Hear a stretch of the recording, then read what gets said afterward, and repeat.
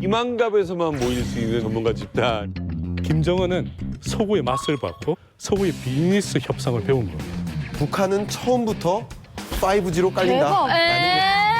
이거 뭐 말도 안 돼. 북한이 연평균 아마 9% 10% 성장할 겁니다. 김정은 위원장은 자기의 뜻을 펴기 위해서는 오셔야 돼요. 와, 대박. 대동강에서 얼음 낚시하는 그날까지 함께합니다. 이제 만나러 자, 오늘 이만가 북한에서 지금 현재 굉장히 대세인 프로그램에 출연을 하시는 분이 직접 나오셨습니다. 바로 자연인들의 영원한 친구 윤택 씨 나오셨습니다.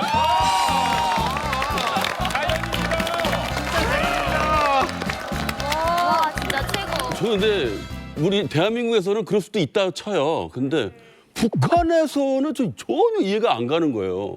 도대체 왜? 저희가 조사를 해보니까 북한에서 무슨 프로그램이 인기 있냐 했더니 남측 예능 프로그램 북한 주민 사이에서 인기 자연에 사는 모습이 우리와 비슷. 그래서 동병상련이야. 어허. 산에 들어가서 살게 되면 산에서 다 해결이 되거든요. 그렇죠. 네. 북한의 산에 나무는 없어도 산나무는 기똥차게 많아요. 맞아. 그러니까 조그만 먹을 만한 뭐 옥수수라도 가져가게 되면 나머지는 산에서 다 해결이 된단 말이에요. 근데 나는 자연이다라는 그 프로그램 보게 되면 어디 따로 공수해서 사서 들여오는 것이 아니라 자연에서 나오는 맞아. 걸 그대로 먹고 똥도 북한처럼 똑같이 싸잖아요. 마무리가 왜 그래요?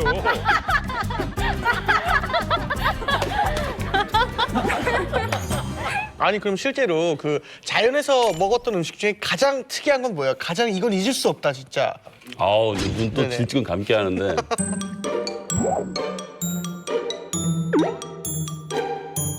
소나무 같은 썩은 데서 보면은 이렇게 하얗게 애벌레들이 있어요. 막 아프리카에서 보면은 막 엄지 손가락보다 더 큰데 우리나라에서 한 새끼 손가락 정도 많은데 뭐야? 군뱅이 같은 거.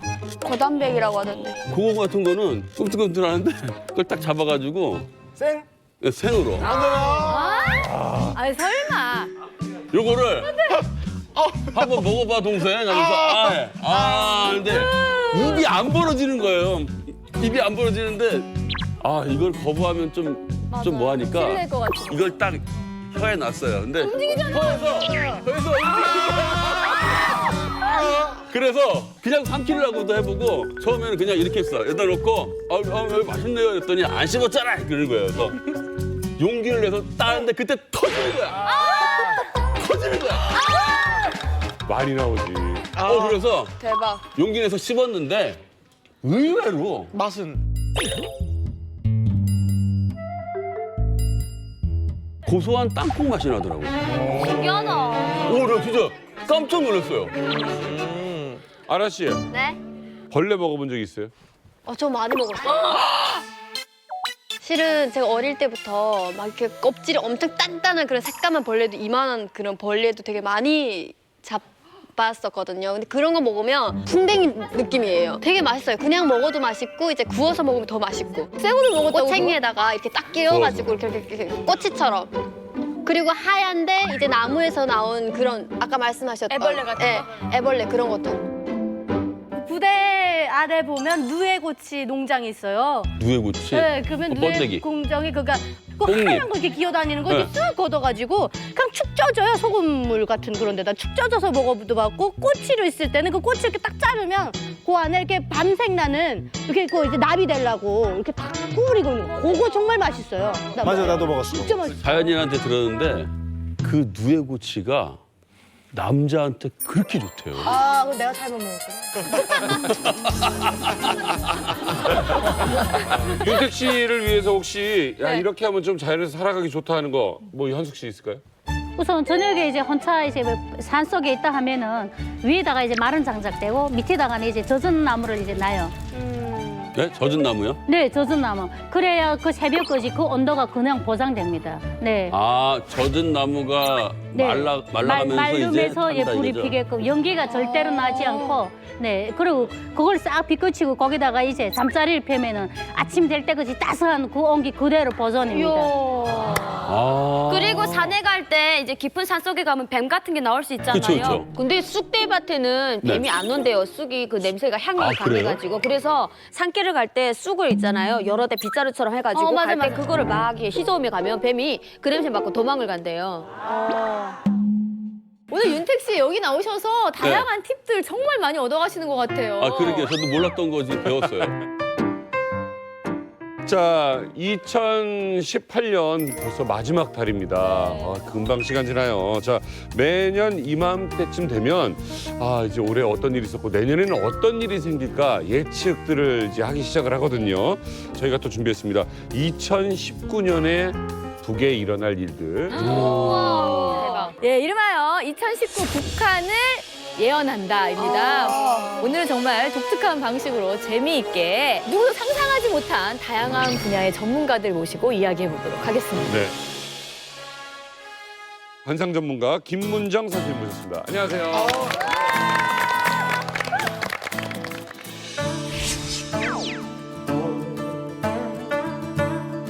이복의 관상가 양반. 이복의 관상가 양반. 어떻게 이 사이에 왕이 될 상이 있는가? 라고 이정재 씨가 영화 관상에서 이제 많이 하잖아요. 아, 연기한 거였어 방금? 예. 아, 이 사람 왜 이러나 했는데. 실제로 좀 이렇게 좋은 기운이 느껴지는 상이 좀 있습니까? 저희 사이에서?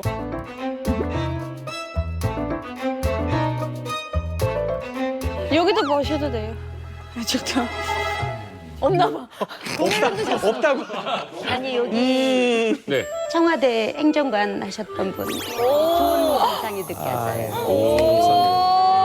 제가 봐도 잘생겨서. 정치인이나 고위급 관리들을 보면은 우리가 보듯이 이렇게 뭐 잘 나가는 관상이 아니라 일단 대칭이 돼 있습니다. 대칭. 그다음에 삼정이 잘 나눠져 있어요. 그래서 그게 일단은 그 사람의 뭐를 할 건지를 보는 거예요. 그래서 그분들은 기본적으로 그게 갖춰져 있습니다. 되게 잘 보시는 것 같은데요. 저는 뭐 이렇게 관상은 잘 모르지만 우리가 보통 아는 얘기들 있잖아요. 뭐 이마가 넓으면 좋다. 네. 뭐 귀가 크면 좋다. 맞아요. 뭐 그런 건 알고 있는데 우리가 이렇게 알만한 뭔가 그 관상 팁 같은 거 있을까요? 그날에 이제 운세를 본다든가 그 사람이 처해 있는 상황을 볼 때는 명궁, 명궁. 눈썹과 눈썹 사이에 미간을 보게 돼 있어요. 기본적으로 이 두 손가락을 펼쳐가지고 이 사이에다 넣었을 때 이게 기본이에요. 넓은 사람은 좀 마음이 넓다고 볼 수가 있어요. 너그러움이 있고 이거보다 좁은 분들 같은 경우는 이제 섬세하고 꼼꼼하고 예민한 부분이 되게 있어서 섬세하고 꼼꼼해. 한쪽 부분으로 발달된 분들이 많으시죠. 그래서 오늘 아무튼 이런 게 궁금해서라도 오늘 선생님에게 한번 귀담아 들어보겠습니다. 예, 그리고 이번에 소개할 분은요. 정말 이만갑에서 아주 어렵게 모셨습니다. 이분은요. 풍수지리 전문가 박건일 씨 모셨습니다.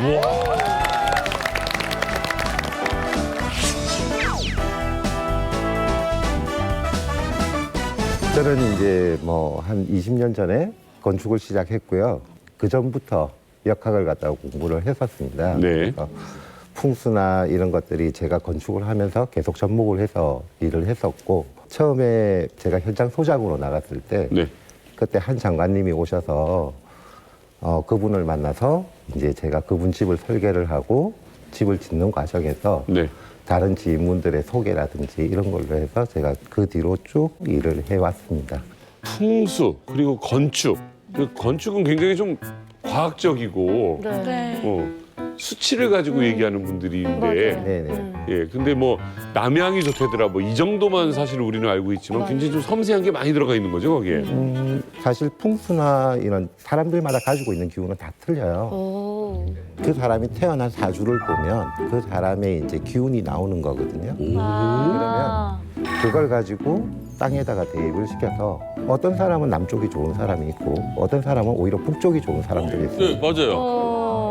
지금 우리 이 프로에서 주로 다루는 북한의 이제 김정은 위원장 같은 경우도 김일성 뭐 이렇게 쭉 보면 다 북향을 쓰시거든요. 북향. 한 분씩 이렇게 소개될 때마다 너무 기대가 되지 않나요? 오늘 이야기? 맞아요. 너무 기대돼요. 근데 오늘 이제 세 번째 전문가분은 사우스포가 맞춰보시죠. 어떤 분이실까요? 모른 편에? 뵀을 때는 TV에서 좀 많이 뵌 것 같긴 한데 의사 실제로 같지 않아요? 진짜 의사 의사 선생님 같기도 하고 진짜. 왠지 여기다가 이렇게 하고 들어오실 것 같아. 장갑 끼고. 그 약간 경제나 진짜 약간 변호사 아니면 의사. 뭔가 좀 진짜 흔히 있어 보이는 분이십니다. 어떤 분이신지 직접 소개 부탁드립니다. 네, 안녕하십니까. 저는 정신과 의사.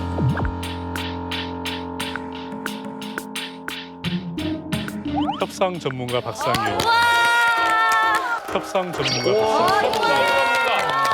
어쨌든 목소리에서 느껴지잖아 목소리가. 협상 진짜 잘하실 것 같아. 제가 하는 일은 우리나라의 기업들이 주로 외국 기업과 비즈니스 사이 문제가 있었을 때 그것을 해결하는 일을 하는 일이 제 일입니다. 멋지다.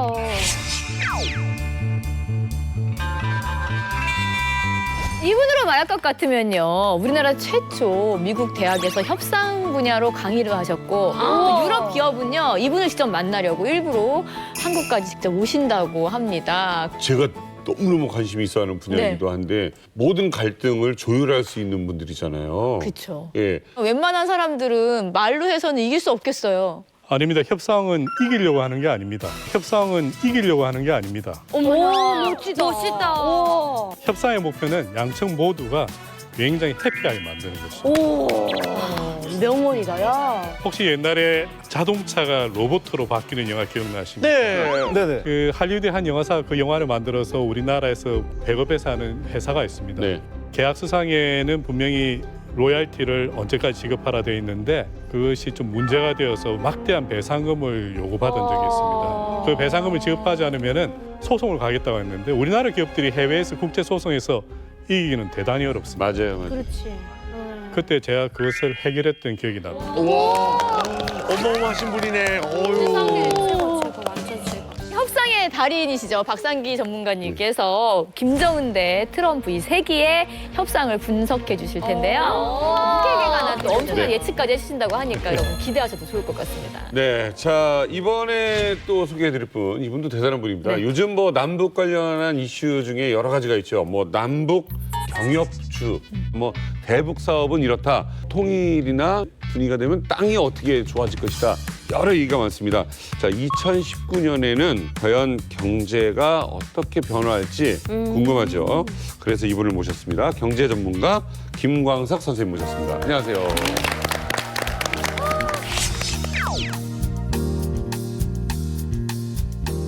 잘생기셨다.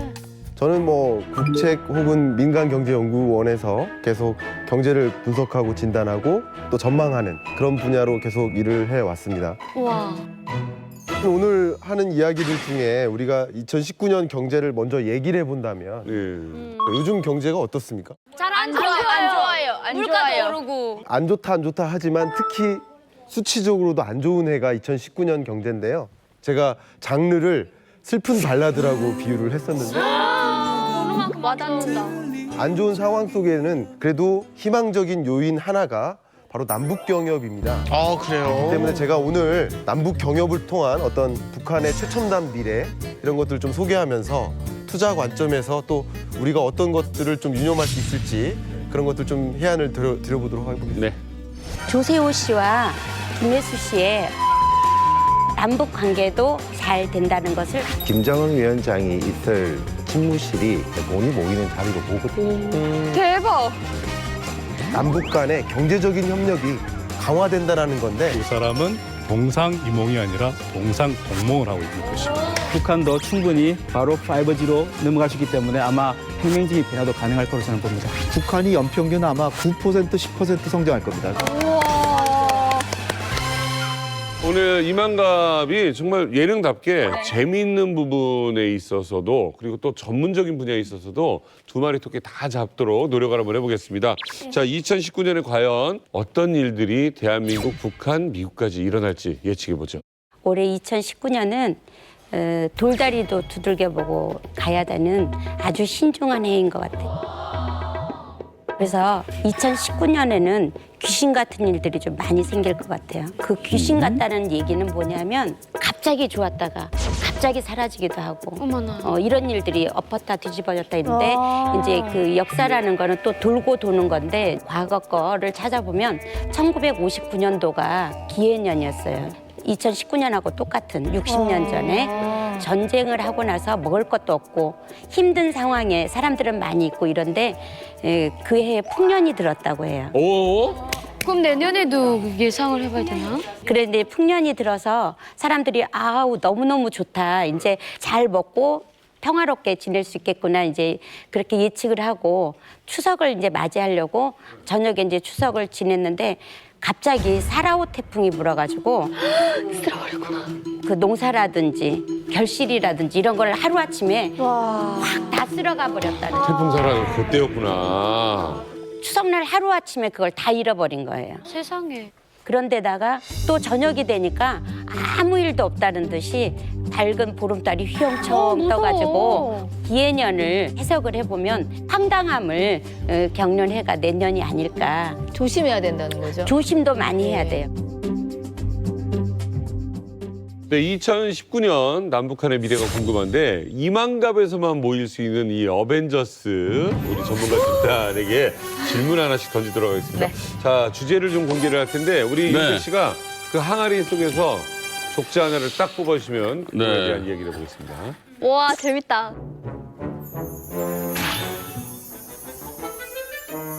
오늘 데니안 씨 만났으니까 데니안 씨도 G.O.D 하면 또 하늘색 풍선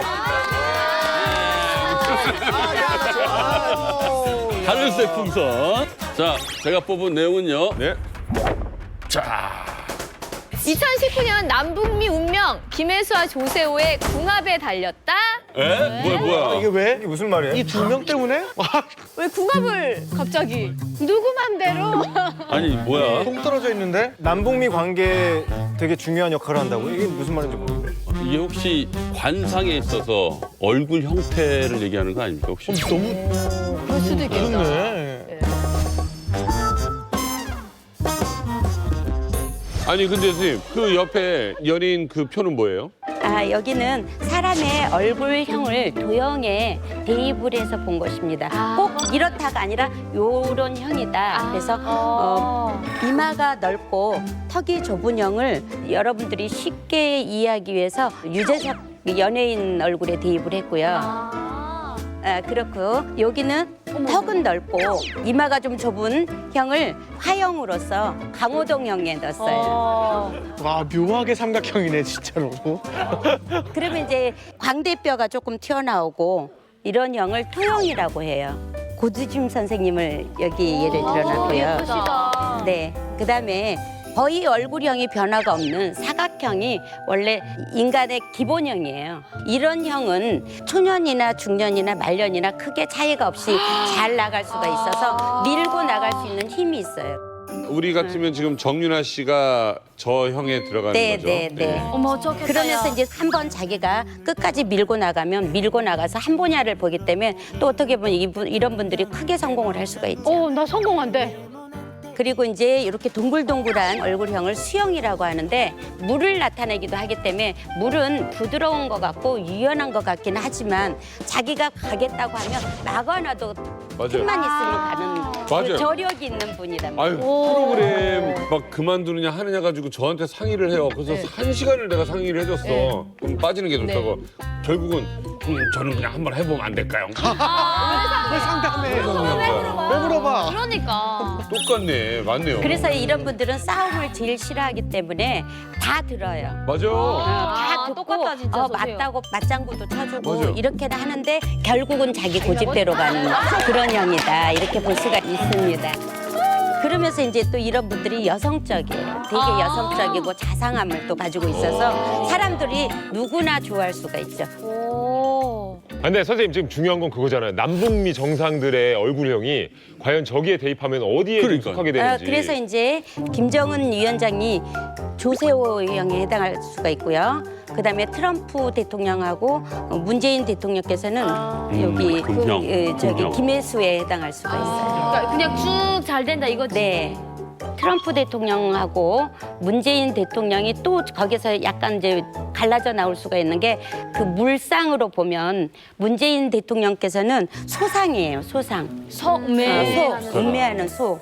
그리고 트럼프 대통령은 개상이기도 하고 또 사자상이기도 맞아요. 해요. 그러더라고요. 개와 그래서- 사자가 있다고. 네, 그래서 소신과 원칙을 지키면서 그대로 안 되면 막 건대잖아요. 그리고 화를 내서 자기 거를 얻어내려고 하는 이런 게 있고 또 문재인 대통령께서는 원칙과 소신을 가지고 절대 물러서거나 그러지는 않지만 또 이렇게 성실하게 우직하게 뚜벅뚜벅 걸어가서 맞네. 네. 그 일 처리를 하는 형태가 조금 달라요. 이 두 분과의 이제 관계를 잘 되면은 우리 남북 관계도 잘 될 수 있다. 그 둘은 왜 잘 맞는 겁니까? 왜냐하면 목 입장에서는 화를 생해주고 화 입장에서는 토를 생하고 토는 금을 생합니다. 또 금은 수를 생하기 때문에 금에서 수로 가는 거는 이쪽에서 조금 신경을 쓰면은 얘는 받아들이게 돼 있어요. 이게 받아먹는 형이라서. 받아먹는 형이구나. 진짜 그렇긴 하더라. 그 저 안에 화살표는 뭐예요? 화살표가 여기 목형 같은 경우가 요 토형을 극해요. 극한다고. 예, 극하는 이 관계는 상관관- 나쁜 게 아니에요. 아 그래요? 이분이 얘기하는 스타일하고 이분이 얘기하는 스타일이 달라요. 그러면 여기에 중간에 누군가가 껴서 이걸 스무스하게 해야 되는데 이 두 분을 모셔놓으면 서먹서먹한 관계가 됩니다. 무슨 뜻인지 알겠다. 그럴 것 같아. 여기에 이제 누가 들어오면 좋으냐면 강호동 씨가 들어오면 오. 세 분이 잘 돌아간다. 신기하네. 그러면은요 지금 관상을 보는데 금형에 가까운 문재인 대통령 그 정 변호사님께서 가까이에서 모셨지 않습니까? 네네. 예. 어떻게 잘 맞는 것 같습니까? 김정은 위원장은 모르겠지만 적어도 방금 우리 김 선생이 말씀하신 것 중에서 문 대통령과 그다음에 트럼프 대통령은 거의 비슷한 것 같아요. 가까이서 지켜본 문재인 대통령은 되게 섬세하게 타인 주위의 사람들 많이 잘 들어주시거든요. 그런데 만약에 원칙을 정하시면 그 이후로 타협하지 않으십니다. 그리고 트럼프 대통령은 자신의 뭐 거래 기술에서 썼다시피 자신이 만약에 사업의 목적을 정하면 그 다음부터는 수단 방법 안 가리고 불도도 좀 밀어붙여요. 그래서 그런 측면에서는 방금 말씀하신 대로 어느 정도 약간 궁합이 맞는 측면이 있지 않는가 그런 생각합니다. 아까 말씀하신 것 중에 이제 좀 다 긍정적으로 보는데 김정은이 지금 협상을 해가지고 얻어낸 게 사실은 김정은으로서는 많지 않습니다. 왜냐하면 자기가 한 5가지 양보했다라고 보는데 얻어낸 거는 트럼프한테 그 한미연합훈련 대규모 훈련만 그렇죠. 지금 연기한 거 그거 빼놓고 자기는 이제 핵실험장 파괴시켰고 엔진 실험장 해체했고 핵과 미사일 실험 안 하고 있고 그러니까 김정은의 생각은 굉장히 협상에서 트럼프한테 속았다라고 생각하고 있을 거예요. 그러니까 이제 종전선언이나 제재 완화 같은 거 왜 안 해주냐. 그래서 이제 더 이상은 일방적인 양보 못 하겠다라고 할 정도로 불만을 표출하고 있죠. 근데 이제 협상이란 게 아직 끝난 게 아니니까 계속 진행돼서 지금 많이 양보했지만 결국은 핵을 끝까지 포기하진 않으면서 개혁 개방하면서 경제 살려서 장기 집권하면 그게 김정은이 얻을 맞아. 수 있다고 생각하면 아까 맞아. 말씀하신 그 장기적으로 자기의 목표는 달성한다는 건 맞을 수도 있지 않을까 이렇게 생각합니다. 김문정 관상 전문가님. 네. 뭐 새 정상이 좀 올해는 엎치락덮치락했는데 내년에는 어떻게 전망하십니까? 문재인 대통령 같은 경우는 내년에가 이제 또 뭐냐면 수해예요. 물해예요. 그러면 금이 수를 생하러 다녀야 되거든요. 그러니까 금생수를 하러 가야 되기 때문에 되게 바쁘게 움직이셔야 되고 네. 내부 관리를 잘 하셔야 돼요. 바깥보다는. 지금 2018년까지는 대외 경제 그리고 남북 경협 이런 쪽에 신경을 많이 쓰다 보니까 여론, 국민 여론들도 우리 안 살림을 좀 많이 하자 하는 컨셉이 많이 있었는데 맞아요.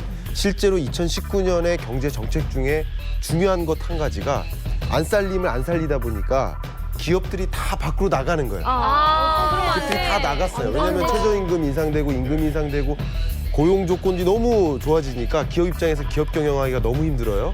그래서 기업들이 다 자꾸 밖으로 나갔던 거예요.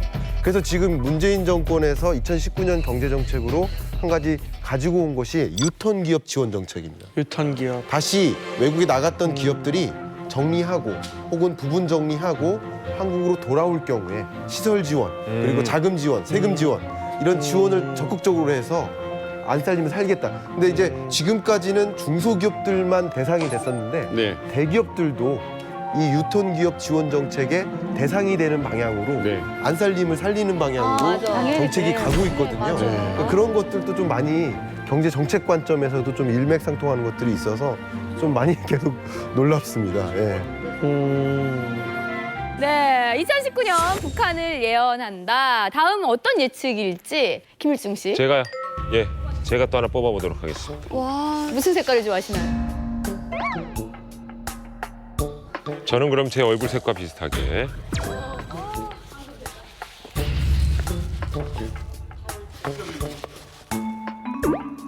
이게 왜요? 왜 다시 접어?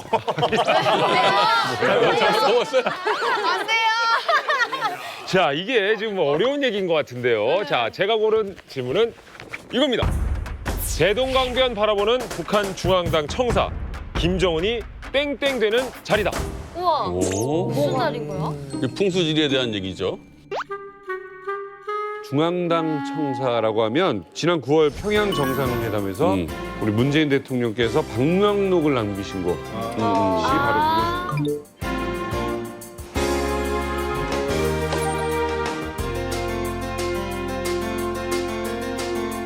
제가 그 가로 안에 답을 채운다면 김정은이 자연인이 된 자리다. 자연인이 되는 자연인이 된 자리다. 자연에 다 버려. 모든 걸 내려놓고 순응하는. 그렇죠. 정답은요. 대동강변 바라보는 북한 중앙당 김정은이 경제왕 되는 자리다. 경제왕? 경제왕. 돈 번다는 얘기인가요? 경제왕 좋은 거죠? 네, 저 지도가 노동당 중앙당사인데요. 지금 보면 중앙당 당사가 있는 자리는 대동강이 우측에 지금 보이는 대로 있거든요. 네. 그리고 저쪽을 갖다가 이렇게 감싸한 듯이 이렇게 지나가고 있어요. 물이 감싸고 있는 자리가 보통 보면 돈이 모이는 자리로 보거든요. 지금 중앙당사 가만히 보시면 위쪽이 북쪽인데 북쪽을 12시라고 봤을 때 저 중앙당사가 쳐다보고 있는 곳은 1시 방향을 보고 있어요. 그랬을 때 지금 지운은 8대운으로 저희들이 가고 있다고 보는데 이 8대운에서는 1시 방향을 보는 건물이 가장 기운이 좋은 곳입니다. 그래서 2004년부터 2023년까지는 저 기운이 가장 좋은 걸로 보고요. 그다음에 지금 저 지도를 가만히 보면 김정은 위원장이 있을 집무실이 대체적으로 지금 파악이 되거든요. 그런데 김정은 위원장은 자기의 뜻을 펴기 위해서는 4시 방향을 보셔야 돼요. 네. 저 중앙당사에서 4시 방향을 바로 볼 수 있는 위치에 집무실이 있는 걸로 제가 지금 추측이 되고요. 우와. 그렇게 했을 때 보면 김정은 위원장이 개혁과 개방을 하지 않을까, 빠른 시일 내에 하지 않을까라고 저는 지금 보입니다.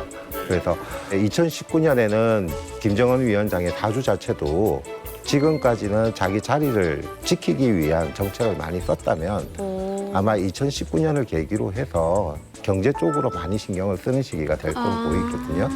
그래서 제가 볼 때는 2019년에는 변화가 있을 것이다. 네.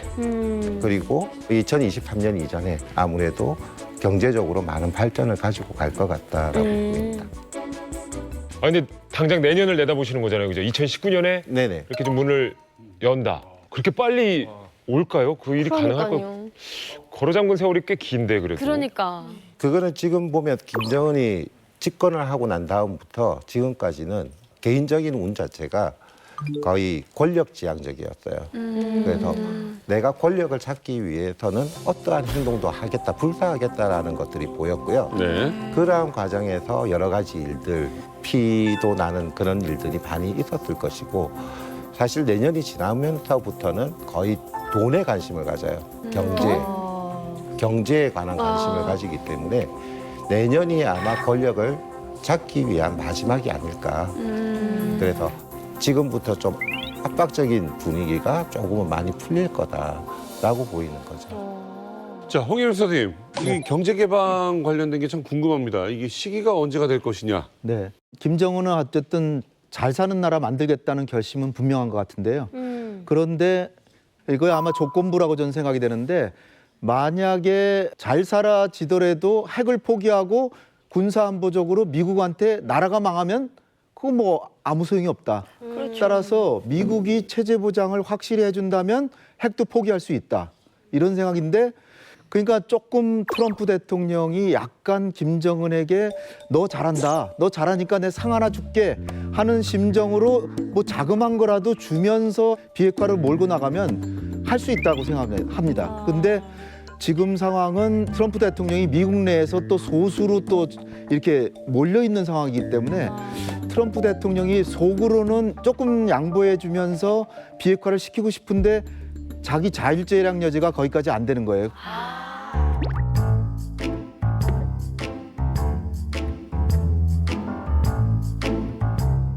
그러니까 이런 상황에서 문재인 대통령이 김정은과 트럼프 두 사람 다 설득해서 조금씩 서로 한 발짝씩 양보만 한다면 제가 볼 때는 개혁 개방이 오히려 더 빨리도 될 수 있다. 아, 좋겠다. 그런데 이제 서로 먼저 양보하라고 하니까 거기에 지금 걸려 있습니다. 그러니까 이 연말 연시가 굉장히 기로가 될 것 같아요. 여기서 어떤 결심들을 김정은과 트럼프가 할 건지 그리고 문재인 대통령은 그들이 결심하도록 어떤 전략으로 나갈 것인지 이걸 우리가 지켜봐야 될 것 같습니다. 사실은 북한 경제 문제라는 것은 핵 문제도 아니고 또 대무도 문제도 아닙니다. 사실은 북한 내부 문제인데 네. 중국이 이제 개혁 개방을 할 수 있었던 것은 마오쩌둥이 이제 우상 숭배를 내려놓고 네. 동샤오핑이 이제 권력을 이제 분산시켰기 때문에 네. 개혁 개방으로 나간 거거든요. 맞아.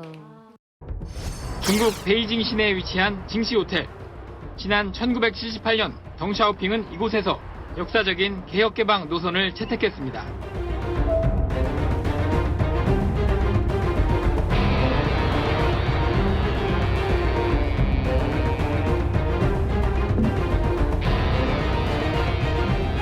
그런데 이제 지금 북한이란 나라는 그 마오쩌둥의 10배 이상의 우상 숭배가 되어 있습니다. 그러니까 김정은은 신이 되어 있고 모든 권력은 개인에게 집중되어 있기 때문에 개혁 개방으로 갈 수가 없어요, 이거는. 그러니까 핵을 내려놓는다고 해도 경제 개방은 안 됩니다.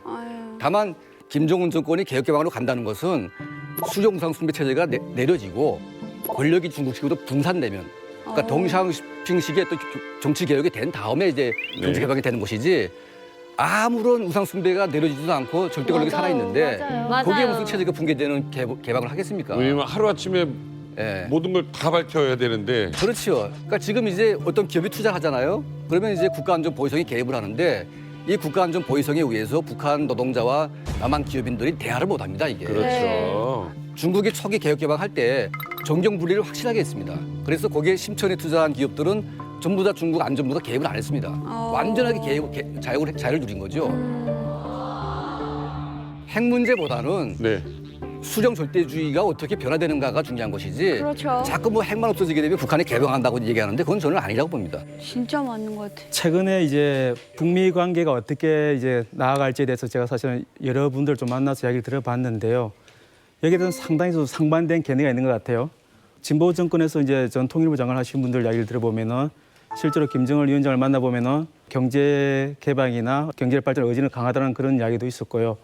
또 한편으로 제가 이제 최근에 만난 그 미국의 보수 싱크탱크 또 연구원 이야기를 들어보면은 김정은이 핵을 포기하지는 않을 거다. 자기 체제와 연관되기 때문에 쉽지 않을 거다. 그런 여러 가지 이야기들이 있더라고요. 그런데 다만 제가 말씀드리고 싶은 건 뭐냐면은 현재 그 트럼프 대통령이나 김정은 위원장의 정치적 입지나 그다음에 그 사람들이 이전에 했던 말과 달리 지금은 행동과 액션이 그 말들을 뒷받침하고 있거든요. 그래서 저는 어쨌든 굴곡은 있겠지만은 장기적으로는 개방이 될 거라 보는 입장인데 트럼프 대통령 같은 경우에는 아시겠지만 2020년 재선이 있어요. 미국 대통령에게는 재선이 정말 중요한 거거든요. 그럼요. 그렇기 때문에 자기가 재선을 하기 위해서는 사실은 나름대로 역대 어떤 미국 대통령도 하지 못했던 경제적 성과를 내고 싶어요. 그런데 또 경제적 성과 모장이 중요한 게 또 외교적 성과인데 나름대로 홍보하기 가장 좋은 부분들이 그 북미 관계 개선이라고 보는 것 같아요. 네.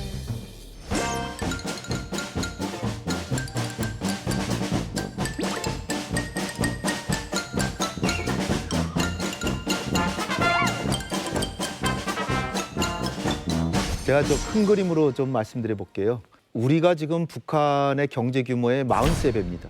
우리가 항상 북한보다 이렇게 수십 배 앞섰던 게 아니라 1960년대까지는 남북한이 비슷했고 네. 1970년에 이제 같아져요. 네. 1990년이 되면 15배 정도 남한이 앞서게 되고 불과 20년 사이에 지금은 43배가 된 거예요. 김정은이 조금 더 결심을 해서 트럼프가 원하는 비핵화의 실질적인 비핵화 쪽으로 조금 나가면 미국의 제재는 첫 번째 풀리기에 남북 경협부터 허용을 해줘요.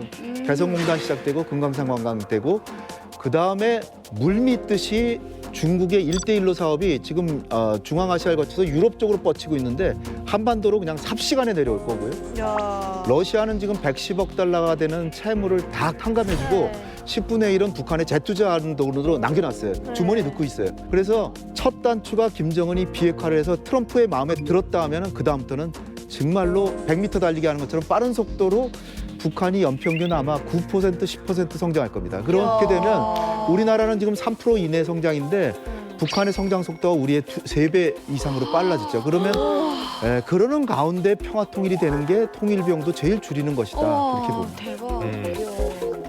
그렇다면 강민진 기자님, 지금 북한 안에 그 속의 분위기는 지금 어떤가요? 일단은 저는 이 부분에서 한국 기업들은 좀 긴장을 해야 되지 않을까 그런 생각이 듭니다.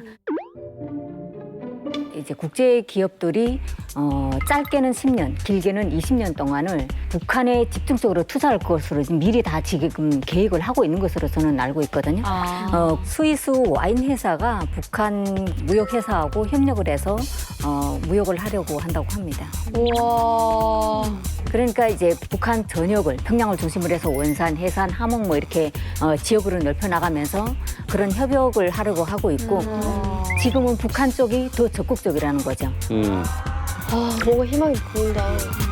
지금까지 얘기를 들어보면 말이죠. 사실 풍수지리 지도의 방향 하나만 가지고 이야기를 했는데 이런 전체적인 것까지 앞으로의 개방까지 이야기할 수 있다는 게 참 대단한 것 같습니다. 정말. 근데 그 김정은 위원장은 그걸 어떻게 알고 저 지역에다가 그렇게 풍수지리를 이용해서 터를 잡았을까요? 완벽한 터인데 진짜. 완벽한 터잖아요. 제가 보기에는 저 정도의 정확한 위치 그리고 방향 이런 것들이 들어간 걸로 보면 분명히 주변에서 이제 풍수적으로 조언하는 사람이 있을 것이다. 좋겠다. 김정은 아버지가 죽기 전에 김정은 옆에 100명 정도를 이렇게 심었다고 이야기를 하더라고요. 무슨 신복으로. 그렇게 심는 과정에서 다 역할을 주지 않았을까. 그리고 건물도 그렇게 배치를 하지 않았을까. 사실 그게 실례로 보이는 게 이설주라든지 아니면 김여정 사주를 보면 철저하게 내조형이고 굉장히 남편을 잘 되게끔만 밀어줄 수 있는 이설주 사주를 가지고서 부인으로 삼았고 그리고 여동생이긴 하지만 김여정이 같은 경우는 2인자 사주거든요.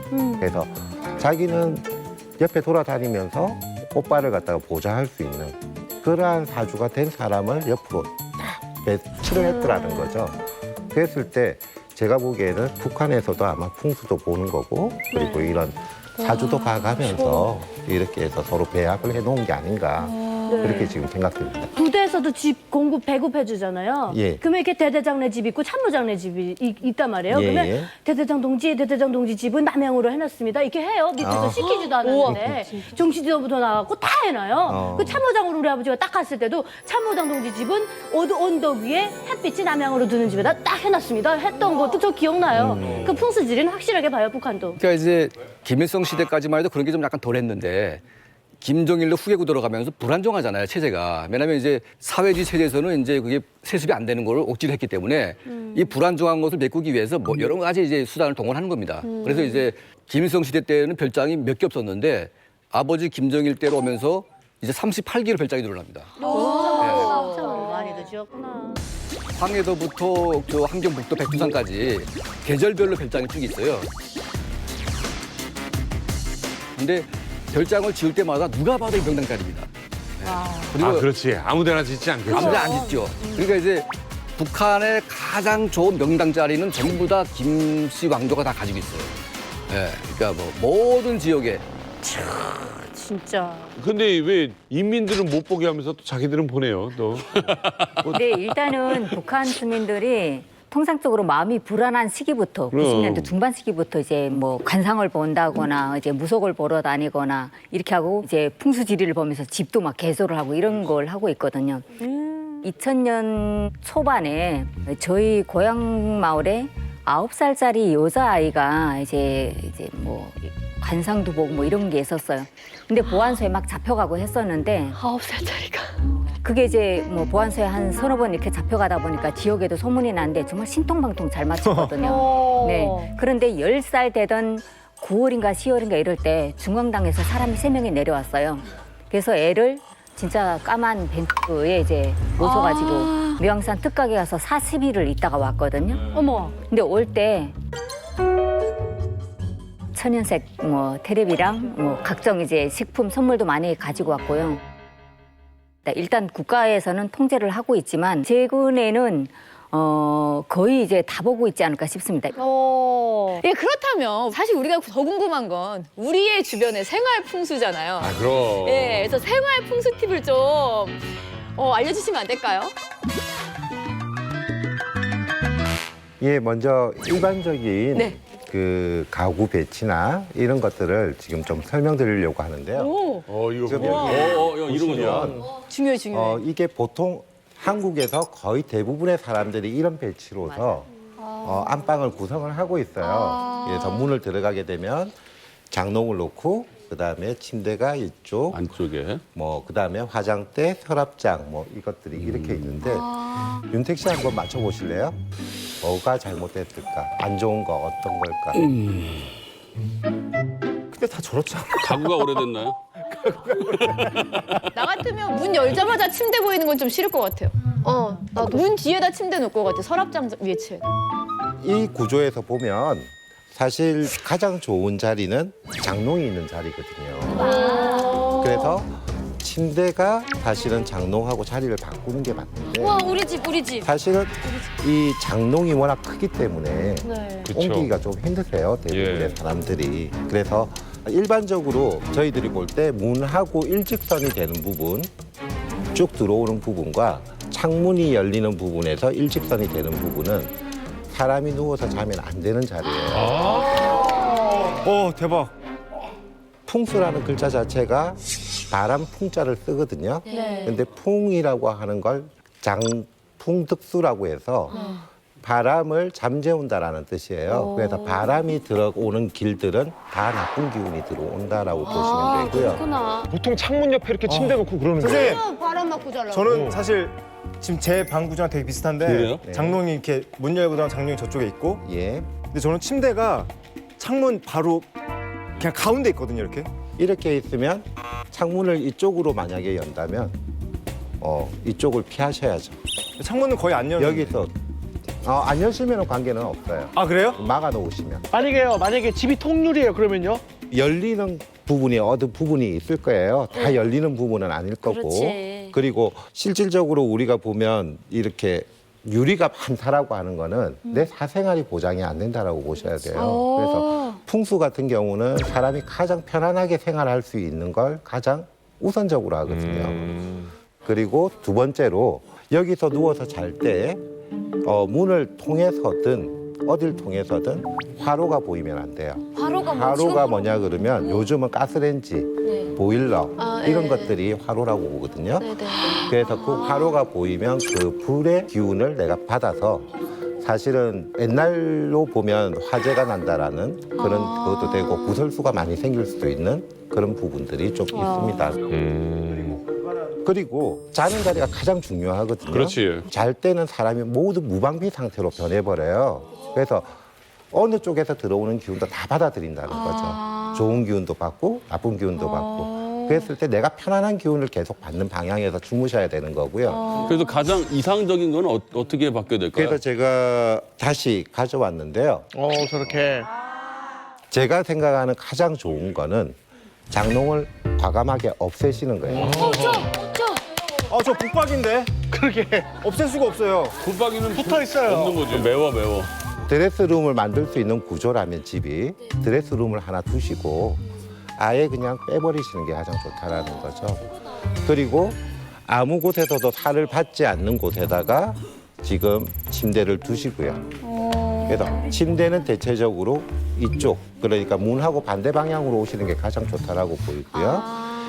만약에 집이 협소하고 가족이 많아가지고 장롱을 옮기지 못한다. 그러면 과감하게 침대를 포기하십시오. 아, 그 정도야. 그래서 옛날에 사극 보시면은 뒤에 병풍 치고 맞아. 앞에 요를 깔고 앉아 있잖아요. 맞아요. 그런 형태로 장롱이 있는 상태에서 저녁에 주무실 때 그런 형태로 주무시는 게 가장 좋다라는 거죠. 그러니까 그럴 때가 더 편해요. 예. 만약에 이렇게 문에서 들어오는 부분들, 나쁜 기운들이라고 제가 아까 이야기 드렸듯이 이 기운이 들어오는 부분에서 조명을 설치한다든지 풍경 그런 것들을 여기다가 설치를 해주시면 들어오는 기운은 어느 정도 완화는 해요. 그거 맞다. 종 하나 사야 되나? 아유 대공사인데 신경 쓰여요. 바꿔볼까? 신경 쓰여. 지금 데니아 씨가 제일 신경 쓰여요. 자기네 집 저 계속 장롱 지금 때문에. 침대를 어디에 옮겨야 되나 지금 고민하고 있었는데 네, 2019 북한을 예언한다. 이번에는요, 유재한 씨가 한번 뽑아주세요. 알겠습니다. 무슨 색깔 좋아하시나요? 저는 사실 생명이기 때문에 어떠한 그 향이나 그런 걸로 좀 골라보려고 하는데 색이 되지. 꿀단지인데? 그러니까 이렇게 뽑으면 꿀이 있을 것 같아. 자, 꿀이 CG 좀 꿀이 해주세요. 과연 있을까요? 꿀. 뽑았습니다. 안에 내용이 꿀 같은 달콤한 내용이었으면 좋겠습니다. 멜론꿀. 자, 한번 먼저 보고. 아유, 그 꿀과는 너무 달라가지고 지금 내용이. 꿀과는 너무 다른 내용인데 자 보십시오. 2019년 또 한 번 북한 핵도발. 북한 핵도발. 장전거리 전략 탄도 로켓 지엄 발사 상공. 아니 이제 평화 국면이 왔는데 사실 뭐 또 갑자기 핵도발이라니 저는 이게 좀 이해가 되지 않는데 어떤 거가 있는지 좀 설명 부탁드릴게요. 왜 제가 2019년에는 핵도발을 이야기하느냐면은 지금 여러분 보시다시피 북미 간의 협상이 잘 되고 있나요? 안 되고 있어요. 잘 안 되고 있죠. 네. 트럼프가 금년 한 해 굉장히 협상에서 말하는 수용적인 태도, 협력적인 태도로 협상을 많이 진척을 시켰습니다. 그리고 김정은도 자기 할아버지, 아버지 때와는 다르게 핵시설에 대한 파괴도 했고 여러 가지 진척을 실제로 시켰습니다. 지금쯤 한번 우리가 점검해 볼 만한 게 트럼프는 어떤 협상을 하는 사람이고 북한의 김정은은 어떤 협상 전술을 쓰는 거 한번 살펴보면은 이제까지 흘러왔던 것과 앞으로의 또 향방도 좀 볼 수 있다 봅니다. 한번 차트를 한번 보시겠습니다. 트럼프는 허세 전략. 있어 보이게. 허세 있죠. 이 허세가 우리가 생각하는 단순한 허세가 아닙니다. 아 진짜. 실제로 트럼프는 그의 그 부동산 제국을 이 허세 전략으로 세운 사람입니다. 그런데 트럼프가 진짜 잘하는 게 뭐냐면요. 정말 이것이 내가 팔 물건을 상대편이 너무너무 갖고 싶게 하는. 이것 안 사면 못 배기게 하는. 이것만 사면 대박이 터질 것 같은 그런 느낌을 싹 심어줍니다. 그리고는 두바이로 파는 겁니다. 그래서 트럼프가 싱가포르 협상할 때 어땠습니까? 싱가포르 협상 한다 해놓고는 안 한다고 했습니다. 그런데 트럼프는 그때 너무너무 절실했어요. 왜냐하면 11월 6일 중간선거 때 자신을 구하고 미국의 공화당을 구할 유일한 카드가 사실은 싱가포르 회담에서 북한으로 비핵화선을 받아내는 것이죠. 그렇죠. 그래서 폼페이오가 열심히 평양에 갔습니다. 그리고 보고를 했습니다. 김정은은 싱가포르 선언에 비핵화 선언을 할 용의가 있다. 그것 때문에 간 겁니다. 그것 때문에. 그래서 실제로 싱가포르 회담 처음에 트럼프는 너무 좋아했습니다. 전 세계 언론을 다 불렀어요. 이제 봐라. 내가 저 힘든 김정은을 상대로 비핵화선을 받아내는 걸 바랬는데 결과는 어땠습니까? 안 됐어. 비핵화가 없었어요. 그러니까. 없었어요. 그렇죠. 왜 그랬냐? 바로 김정은의 교란 작전에 말린 거예요. 대단하다. 김정은 진짜 대단하네. 제대로 맞았구나. 리액션 오늘 너무 좋은데 다들. 왜 그래 나도? 아니 들어보니까 너무 재밌어요. 나도 처음이야 저런 너무 리액션은. 재밌어요, 진짜로. 머리에 쏙쏙 들어오는 것 같아, 진짜. 김정은이 어떻게 해요? 김정은이 소비에트 공산주의 협상을 하는데 공산주의 협상은 사실은 정해져 있습니다, 순서가. 공산주의자는 언제 협상하느냐? 자기가 약할 때, 실제로 격돌했을 때 이길 수 없을 때만 협상을 합니다. 그렇죠, 그렇죠. 그러면 상대도 알거든요. 네. 그런데 협상 테이블을 끄집어내는 작업을 뭐 하냐? 네가 원하는 걸 줄게. 네가 원하는 걸 줄게. 내가 비핵화할게. 너 지금 정치적 궁지에 몰리는 거 내가 살려줄게. 그러니까 트럼프가 이때다 하고 온 겁니다. 그리고 또 미국하고 북한의 협상의 프로세스가 다른 게 미국은 실무 협상을 통해서 일찌감치 주고받기를 어느 정도 하고 옵니다.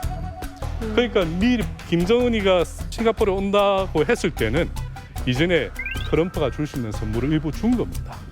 이미 챙긴 겁니다. 그리고 와서 뭐 하냐면은 말을 바꾸기라는 거예요. 말 바꾸면 맞는구나. 이미 챙겼으니까 그래서 교란 작전입니다.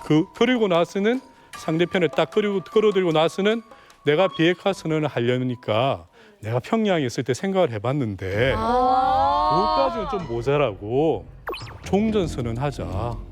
여러분 종전선언이 단순히 대한민국이 전시 상황이 아니다, 휴전 상황이 아니다가 아닙니다.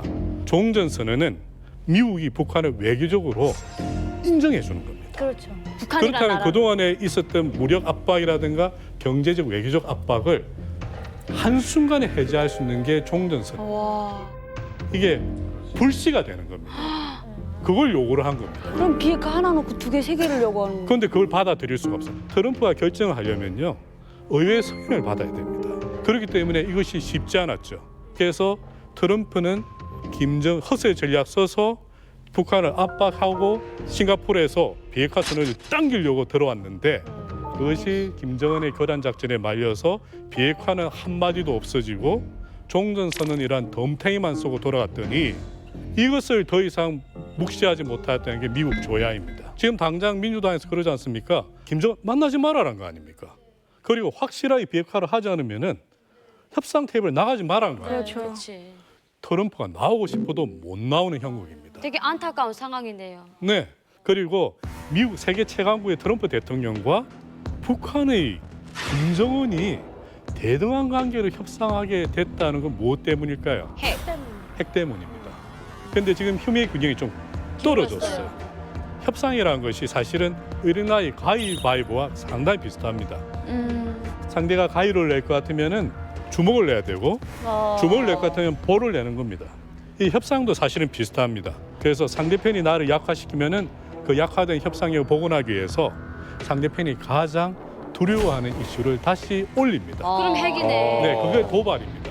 그런데 북한이 할 수 있는 도발은 핵도발밖에 없습니다. 그렇지. 그렇다고 해서 핵미사일 쏘는 건 아니고요. 이게 이제 어떻게 하냐면 정말 할 것처럼 위협을 주는 걸 말합니다. 그 예를 들면은 풍계리 핵실험장이 부셔졌는데 어떻게 할 거냐면 뭐 우리 핵실험장 다시 만들 수 있다. 복원하고 있다거나 또는 우리가 6차가 아니라 7차, 8차 핵실험도 계획하고 있다거나 이때는 미국의 전역에 하나가 아니라 여러 개를 쏠 수 있다거나 해서 트럼프를 공략하는 게 아니라 미국 국민을 공략하는 우리가 그래서 그걸 테러라고 합니다. 테러가 딴 말이 아니라 공포감을 조성하는 겁니다. 예.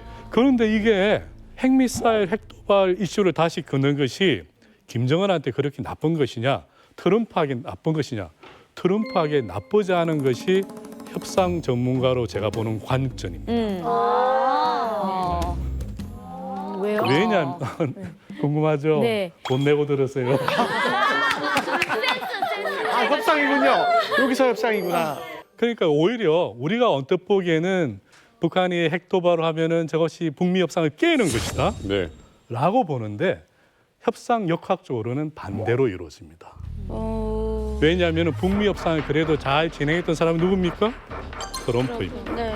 결국 김정은의 핵도발은 트럼프로 하여금 다시 북미 협상에 적극적으로 나오게 할 수 있고 오히려 민주당이나 국내 여론으로 당신이 나와서 한번 제대로 협상해서 이번에 정말 비핵화를 이루세요라는 지지를 얻어낼 수 있기 때문에 사실은 두 사람은 동상이몽이 아니라 동상동몽을 하고 있습니다. 기가 막히네.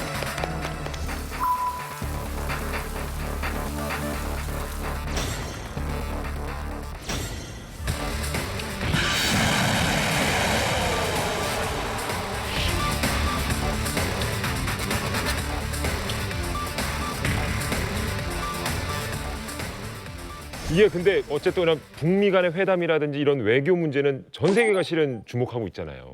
그러니까 이런 각자의 전략을 가지고 이렇게 얘기를 들어보니까 더욱더 좀 기대가 되는데 다른 전문가분들의 의견은 어떠세요? 북미 회담 앞으로 좀 어떻게 좀 진행이 될까요? 기본적으로 북한은 소비에트식 협상 전략의 대가들이고 트럼프는 아시겠지만 협상의 대가예요. 그러니까 두 명의 세계 최강의 지금 협상 대가들이 모여서 지금 서로 삿바싸움을 하고 있는데 그렇다고 이 두 사람 다들 그 기본적으로 협상의 기본 목표들이기 때문에 이 판을 깨지는 않아요. 네. 다만 서로 어떻게 협박을 하고 얼르고 달래면서 계속 삿바싸움을 하고 밀고 당기다가 결국에는 거의 뭐 막판까지 갔다가 막판에 타기를 하지 않을까. 순탄하진 않지만 예, 뒤돌아가진 않을 거다. 네. 예, 그러니까 북한의 딜레마가 있는데요. 단계적 보상을 요구하고 있는데 이 단계적 보상이라는 것은 북한 내부의 문제하고도 연관되어 있습니다. 이 내부의 문제는 뭐냐면 지금 북한의 군부나 또 북한의 이런 엘리트 계층들이 자 지금까지 우리가 수십 년 동안 목숨 걸고 모든 국민들을 희생시키면서 핵을 개발했는데 이거를 단계적 보상도 없이 그냥 준다. 이거는 김정은도 물론 그거 안 되겠지만 많은 북한의 인민들이 열받는 거죠. 그렇죠. 그래서 단계적인 보상 요구에 대해서 트럼프가 좀 어느 정도 도와주면 좀 할 수도 있어요. 근데 지금 트럼프는 지금 북한을 믿지 않기 때문에 단계적 보상은 절대 용인할 수가 없고 무조건 북한의 핵을 먼저 없애고 그다음부터 하겠다는 게 원칙이기 때문에 이런 갈등 구조가 풀리지 않는 한 정말 험난한 한 해가 되지 않을까 그런 생각이 듭니다. 평화적으로 다 해결됐으면 좋겠어요. 선생님 질문 있습니다. 그 실제로 그럼 북한의 협상력을 좀 봤을 때 그 김일성, 김정일 부자와 좀 김정은은 다른 모습의 협상력일까요? 아니면 좀 더 잘한다던가 못한다던가? 둘이 보면 언뜻 비슷한 것 같기도 하고. 네.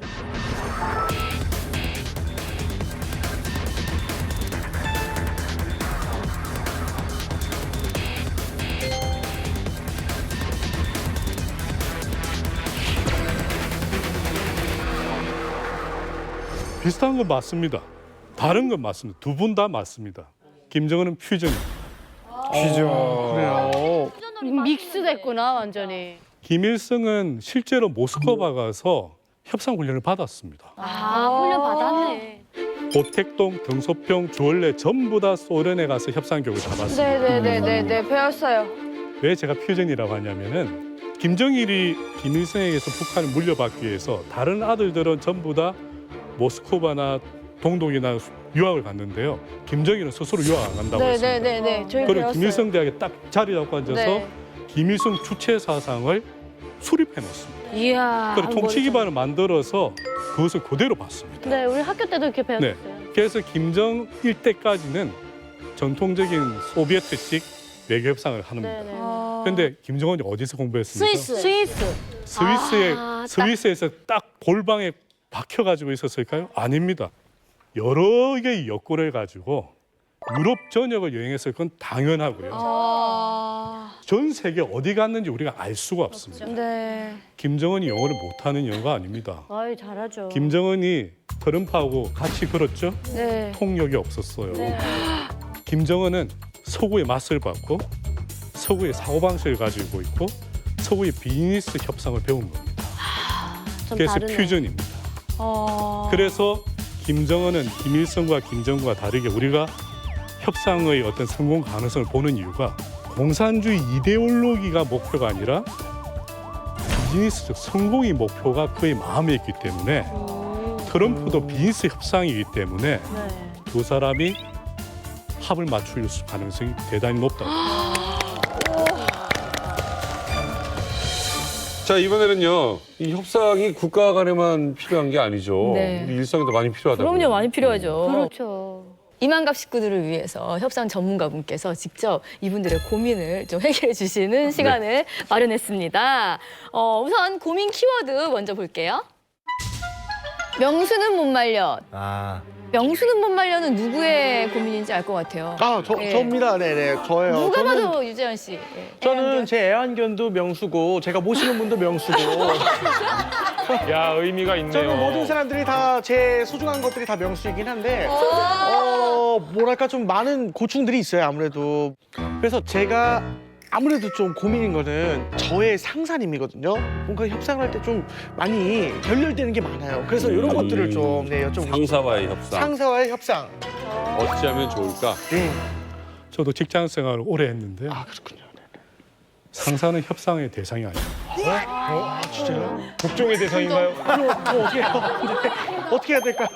지구상의 협상의 대상이 아닌 세 분이 있는데요. 첫 번째가 상사, 두 번째가 자식, 세 번째가 배우자입니다. 세 개 다 협상에서 이겨서 나중에 좋을 일이 하나도 없는 상태.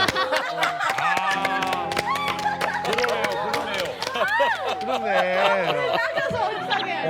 그렇네. 근데 직장 상사하고 왜 협상을 하면 안 되냐면은 첫 번째는 대부분의 부하 직원들이 상사에 대해 착각을 하고 있는 게 있습니다.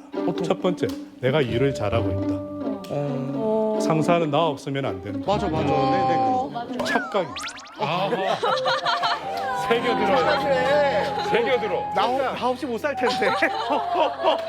상사는 협상의 대상이 아니라 찬양의 대상이에요. 그럼 궁금한 게 있는데 만약에 진짜 찬양할 게 1도 없어요. 그럼 어떻게 해요? 찬양할 게 한 개도 없어. 그러면 어떻게 해요? 그럴 땐? 진짜 억지로 해야 되나? 만들어내야 돼요. 참 그때 문제입니다.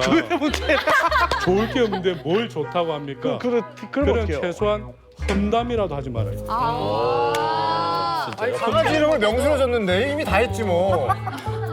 할 거 다 했어 지금. 최고의 험담이 내 강아지 이름을 명수로 짓는 것. 말은 돌아서 반드시 들어갑니다. 맞습니다. 이름 바꿔. 그래 맞아. 맞아요. 공부하신 게 아니라 다 말이 경험에서 나오는 경험이야 이거는 경험에서 나오는 아니 일단 강아지 이름부터 바꿔야 돼 이거. 자, 2019 북한을 예측하다 이제 마지막 예측만 남았네요. 어떤 예측일까요? 우리 데니안 씨가 뽑아주시죠. 네, 이제 마지막 한 개 남았습니다.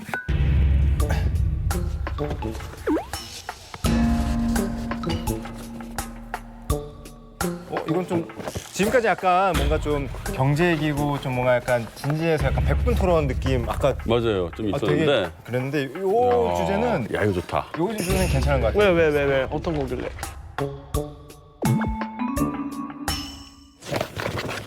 자, 과연? 자, 2019년 북한에서는 영화 한 편을 다운받는데 네모 걸린다. 우와. 한 달? 이게 그러면은 2019년에는 북한의 이제 인터넷이 빨라진다는 얘기일까요? 예전에 우리 VDSL, ADSL. ADSL 오랜만에 들어요. 그죠? 예. 그러니까 북한도 2019년에는 좀 더 이렇게 전산망이라든지 인터넷이 좀 잘 깔린다. 그러니까 좀 더 뭐 빨리 뭐 받을 수 있다. 뭐 이런 얘기 아니겠어요? 그래서 어느 정도나 걸릴까요? 자, 시간을 딱 정해주시죠. 아예 시간을요? 네. 영화 한 편을 120분으로 그냥 잡읍시다. 반나절.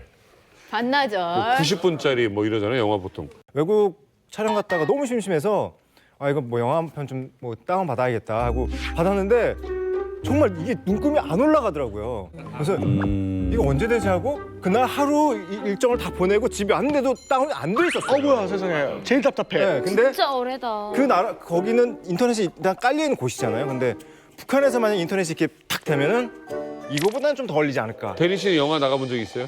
네네네. 제목이 뭐죠? 기다리다 미쳐. 기다리다 미쳐. 맞네. 의미가 있네요. 되게 절묘한 상황이네. 미치겠다. 기다리다 미쳐. 제가 생각할 때 2019년에 좋은 소식만 있다면 대한민국만큼 빨라지지 않을까. 아마 통신망이라는 게 금방 좋아질 수 있을 거라고 생각이 되거든요. 만약에 우리가 들어간다면 더 좋아지겠죠. 그렇죠. 그래서 어느 정도? 그래서 영화 한 편 다운 받는데 뭐 실시간으로 보지 않을까 그런 생각이 듭니다. 예.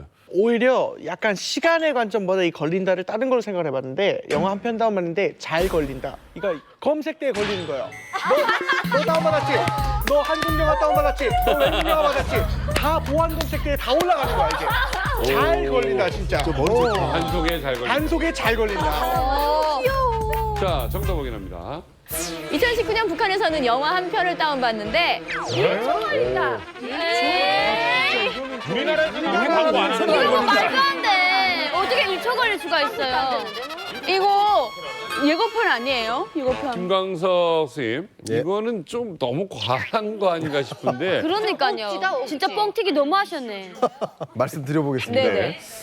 이 주제는 제가 준비를 했는데요. 2019년 한국 경제의 주요 이슈들 굉장히 많이 있는데 그 중에 하나가 바로 남북 경협입니다. 근데 남북 경협의 의미는 다시 말하면 개성공단이 재개되고 그리고 이산가족이 상봉하고 금강산 관광이 재개되고 도로나 철도 이런 것들 인프라가 다시 많이 깔리고 또 중요한 것이 에너지 인프라 이런 것들을 통해서 남북 간의 경제적인 협력이 강화된다는 건데 남북 경협의 중요한 인프라 그것이 바로 통신입니다. 통신. 근데 우리나라를 기준으로 했을 때는 현재 4G 기반이라고 볼 수 있습니다. 근데 이게 5G 기반으로 변화되는데 북한은 처음부터 5G로 깔린다라는 것입니다. 왜 그러냐? 사람들이 좀 의심할 수도 있는데 여러분 생각 한번 해보세요. 이미 전기가 잘 깔려 있는 시골 마을이에요. 그럼 전봇대가 있고 전선이 막 깔려 있죠. 근데 그런 것을 전선을 지하로 넣는다고 생각해 보세요. 그 작업이 굉장히 오래 걸리겠죠.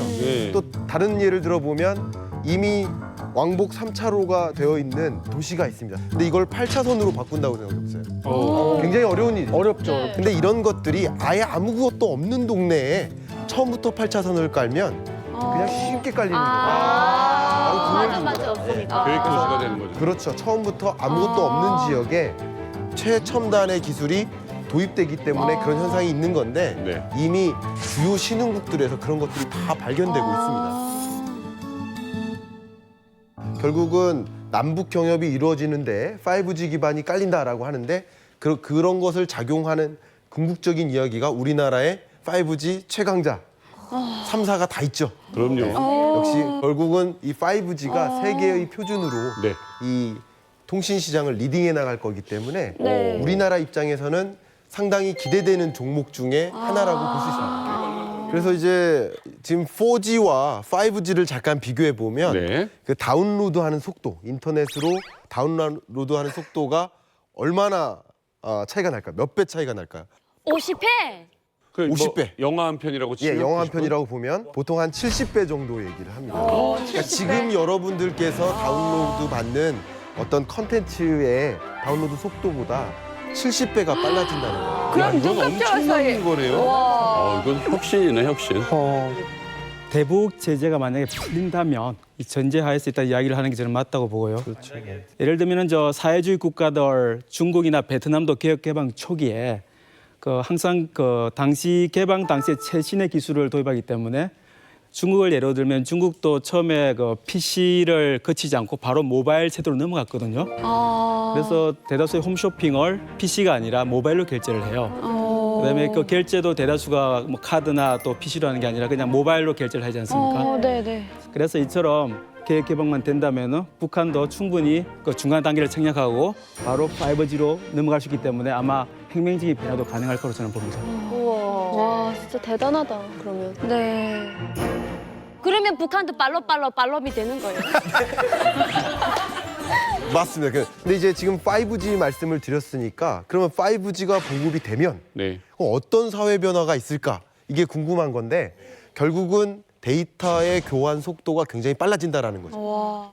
예를 들어 보면 원격 진료가 가능해집니다. 원격 진료. 이미 우리나라도 규제 완화의 붐 때문에 원격 진료가 가능한 사회로 가고 있습니다. 의료 빅데이터를 공유할 수 있는 거예요. 이 국정에서 여기 앉아서 북한에 할게요. 네네, 공유할 수 있습니다. 그러면 아시겠지만 북한의 의료 시스템과 우리나라의 의료 시스템의 차이가 있지 않습니까? 그러니까 원격 진료가 북한과 한국 간에 연결되는데 의료 비즈니스 측면에서 상당히 의미가 있다는 거예요. 어마어마하네 이거. 제 생각이 있습니다. 만약에 이제 이런 것들이 발전을 하면은 분명히 포털 사이트라는 게 생길 거예요. 그래서 사람들이 많이 검색을 할 거고 검색을 많이 할수록 이제 서로 교류를 해야 되잖아요. 그래서 SNS가 이제 발달을 좀 해야 될 텐데 이거를 과연 김정은이 허락을 해줄까? 이게 좀 일단 체제에 크게 위협이 되지 않는 수준에서는 통신이라는 것이 사실은 모든 산업의 혈관이잖아요. 불가분의 관계가 있기 때문에 예를 들면 개성공단이나 평양같이 지역을 한정해서 기본적으로 이제 5G의 통신 이동 설치를 허용을 하고 또 일부 만약에 약간 너무 좀 지나치게 비판적인 그런 분들이 있으면은 자체적으로 어떤 정도 통신 제한 조치를 가할 수가 있거든요. 중국도 초창기에 당시로 액세스를 많이 제한했었거든요. 지금도 몇 가지 하고 있죠. 그렇죠.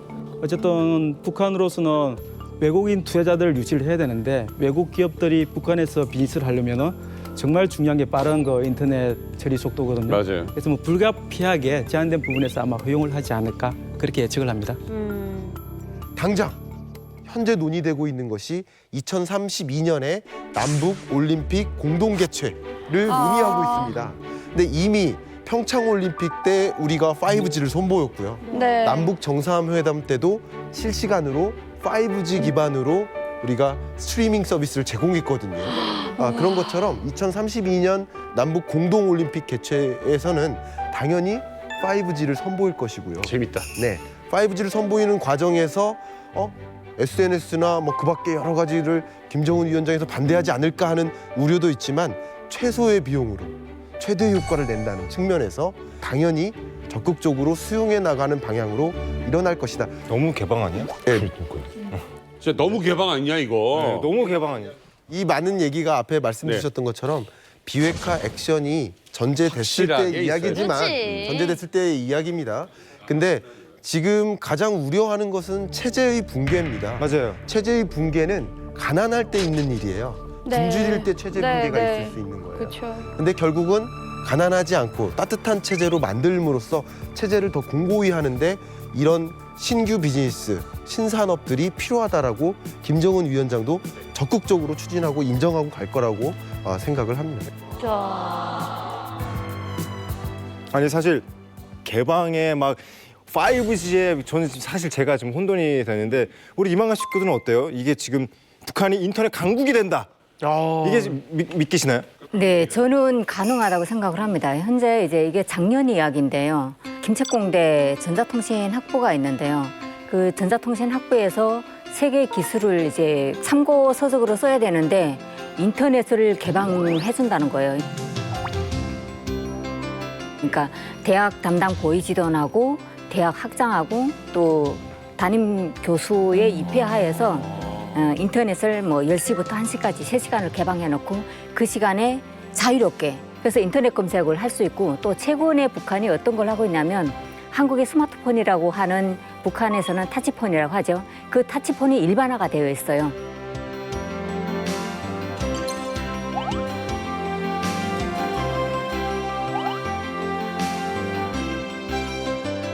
그러니까 2015년만 해도 그게 결혼 예물로 등장할 정도로 인기였는데 지금은 인기가 없다는 정도면 그만큼 소유자가 많다는 거죠. 그렇지. 많이 그리고, 가지고 있다. 네, 새로운 최신형의 그런 스마트폰도 많이 출시되고 있기 때문에 이런 전자 부분에 이런 게 깔리면 저는 가능하다고 생각을 합니다. 그런데 이러한 이야기를 딱 들어보니까요. 이 5G 세상이 열리면 그러한 세상을 즐기려면 우리도 부유해야 되는데 자 과연 어떻게 투자를 할 것인가? 북한에 네, 북한에 그렇죠. 투자하시게요? 자, 관련돼서 우리도 돈 벌어야지 살 거 아니에요. 제일 중요한 거. 네? 자연에 들어가려면 땅을 사야 될 거 아니에요. 자 어떻게 어디다 투자를 해야 될까요? 이 5G 세상이 열리면 그러한 세상을 즐기려면 우리도 부유해야 되는데 자 과연 어떻게 투자를 할 것인가?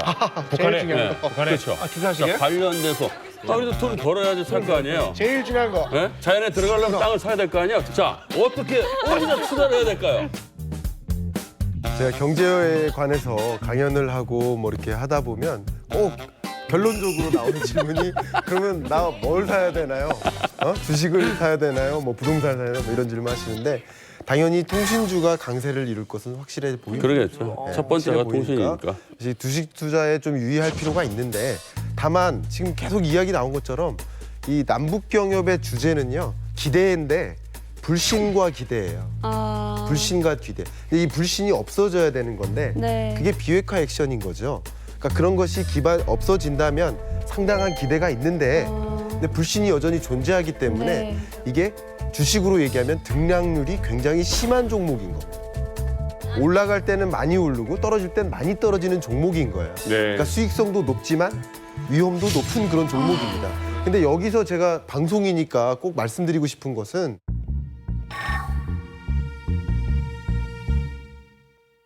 찌라시나 그냥 어디서 카더라 통신이라고 하죠. 카더라 통신. 나한테 왔을 때쯤이면 그럼. 이제 안 사야 된다는 건데 그럼요. 그런 통신에만 의존하지 마시고 실질적인 기업의 액션이 있어야 됩니다. 그래서 제가 유의할 사항을 한 가지만 말씀드리면 남북 비즈니스를 하는 기업이 있다 하더라도 그게 그 기업의 전체 매출액에서 얼마 차지하지 않을 수가 있어요. 그러니까 남북 비즈니스에 사업 참여를 하는 기업이 있어서 무조건 유망주가 아닐 수 있는 거죠. 왜냐하면 전체 매출에서 굉장히 비중이 작은데 나머지 매출은 꼬꾸라지는데 이 매출만 급등해봐야 이 기업의 주가는 의미가 없는 거죠. 그러니까 그 사업 구조도 같이 들여다봐야 된다. 그다음 두 번째는 그럼 찌라시 말고 좋은 정보는 어디서 받느냐. 결국은 신뢰감이 가는 그런 기사에 의존하는 게 맞는 것 같은데 기사에서 우리가 반드시 기억해야 될 몇 가지 단어를 알려드리면 사업 수주라는 단어가 있어야 됩니다. 사업 수주. 수주를 따냈다 뭐 이런 그렇죠. 거. 예, 아니면 해당 대북 비즈니스에 참여했다. 그 기업이 그런 실질적인 액션이 있을 때 이거는 내가 투자할 만한 가치가 있는 종목이구나 하는 것이지. MOU 믿지 말고. 뭐 무슨 MOU 맺었다느니 아니면은 경협주라느니 뭐 그런 이야기만 듣고 쉽게 투자했다가 쫄딱 망하는 그런 일이 없었으면 좋겠습니다. 추가로 또 이제 개인 사업자들이 할 수 있는 투자권 하나 말씀드리면은 북한이 전력난이 안 좋은 건 다 알고 있잖아요. 아, 맞아요. 그런데 그렇다고 해서 우리 개인들이 사실은 뭐 대규모 뭐 화력이나 수력 발전소를 할 수는 없는 거고 어차피 그 부분들 우리나라 공기업들이 들어갈 건데 개인들이 할 수 있는 부분들 중에 소형 이 조력 발전소나 풍력 발전기 그런 부분들을 우리가 하면은 큰 비용 안 들고 거기서 생산된 전력들을 북한의 그 발전소나 또는 우리 뭐 한국전력 쪽에 파는 식으로 하면은 나름대로 그것도 괜찮은 개인이 투자할 수 있는 사업 아이템이 아닐까. 북한의 바람 어디에 세요, 아메리카노? 네, 백두산이 제일 세죠. 백두산? 백두산 그쵸? 칼바람. 그 양강도 저편에는 네 그리고 그 장진호방 그쪽편에 또 바람 대단히 함남도랑 세죠. 부전 그쪽. 어. 바람 많이 거기뿐 아니라 뭐 수력 산세가 발전소. 자, 윤택 씨, 오늘 얘기 들은 것 중에 좀 어떤 게 관심 있었어요? 일단은 뭐 그 현재 북한의 상황보다 앞으로에 대한 기대를 갖고 북한을 쳐다보니까 굉장히 희망적이다라는 희망의 메시지를 받아서 굉장히 밝아지고 관심이 많이. 아, 윤택 씨의 생겼습니다. 미래기도 해요. 실은 통일되면은 북한에 올라가면 자연인 천재예요. 진짜. 자, 오늘 이제 만나갑니다. 이제 마칠 시간이 됐습니다. 네. 내년에는 조금 더 좋아지지 않겠습니까? 기대를 한번 가져봅니다. 이만갑 다음 시간에 뵙겠습니다.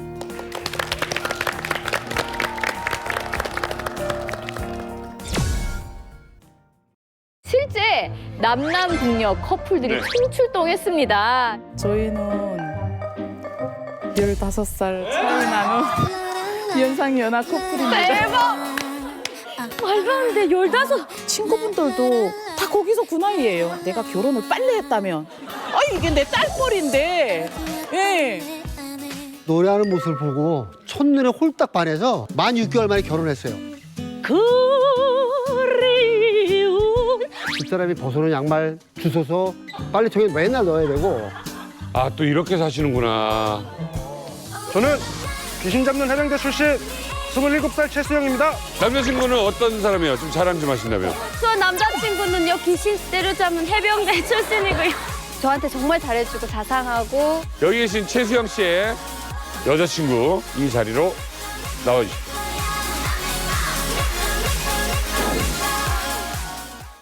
여성 골반 근육 강화기 베리안에서 백화점 상품권을 드립니다.